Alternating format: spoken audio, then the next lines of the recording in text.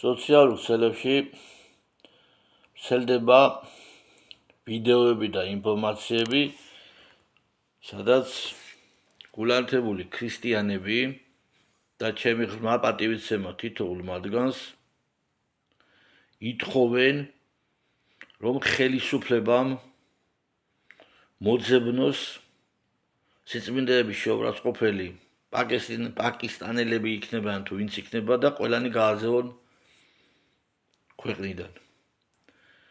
რა თქმა უნდა, ჩემი მხარდაჭერა ამ მოთხოვნას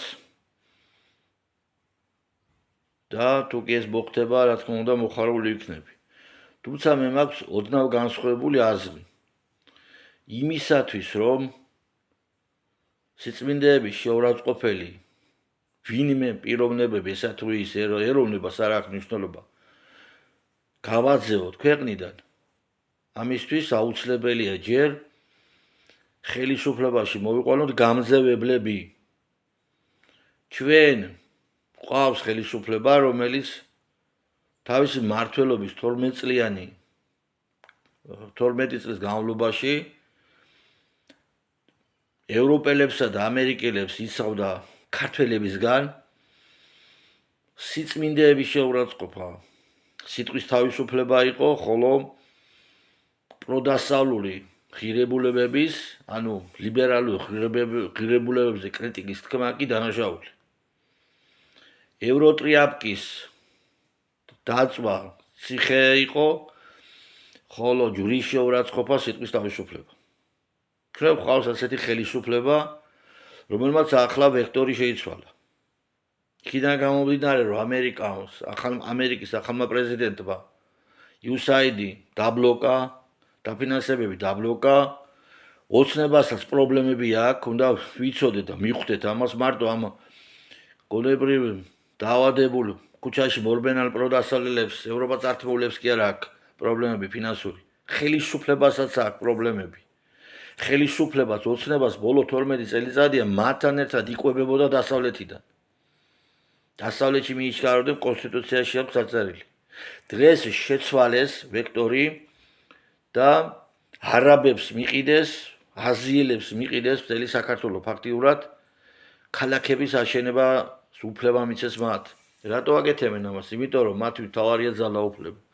ამიტომ ჩემო ძვირფასებო, თუ ვინმეს გაქვს სურვილი, რომ სიწმინდეების შეურაცხყოფა საქართველოში დაჟადი იყოს და შეურაცხყოფელი ижებოდეს ან უცხოელი თუ არ ძევდებოდეს ქვეყნიდან, აუცილებლად უნდა გავერთიანდეთ იმისთვის, რომ ოცნება წავიდეს ხელისუფლებიდან, ოღონდ რა თქმა უნდა მშვიდობიანად, არჩევნებით და ხელისუფლებაში მოვიდეს სიწმინდისადმი პატივისცემელი ძალები.